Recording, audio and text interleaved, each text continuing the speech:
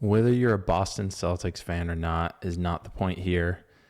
I was super surprised to learn and understand a little bit more about Jaylen Brown, and I would consider him one of the more intellectual athletes of at least those that I've come across.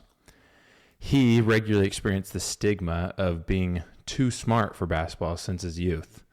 And as a kid, naturally wanting to play video games, his mother would make him write book reports. In high school, Brown was regularly enrolled in advanced placements and honors classes.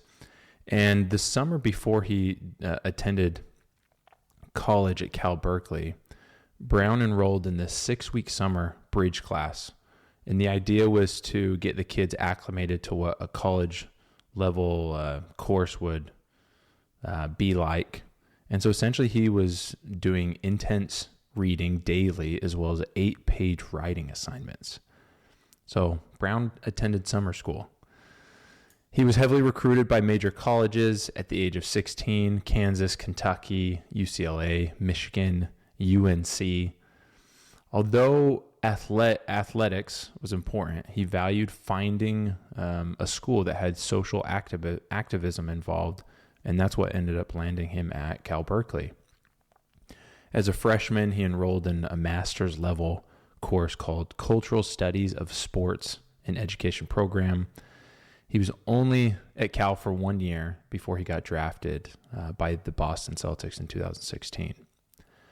So Brown is the youngest person to actually deliver a lecture at Harvard. And one of the things he challenged his audience was judge athletes like him beyond physical skill on the court. He said at the lecture that there's a lot of athletes going to college and they're being pushed to take certain majors or safe classes, as he labeled it, and have nothing to show for when they graduate. I've seen that firsthand. I know a lot of friends that have gone to college, same thing, where they're getting degrees and going directions that aren't really going to set them up for success. He is the youngest person to have been elected as a VP of the Players Association, and he delivered a TED Talk at MIT. He's been offered an internship at NASA. His Juice Foundation partners with institutions, organizations, and for social change and leaders to bridge, opportunity gap for the youth in traditional underserved Black and Brown communities. So as I consider all of this, it is so cool to see the type of environment he was brought in. So the two things that I take away from this and Jaylen Brown and his life was that we are a product of the environment and surroundings that we're in.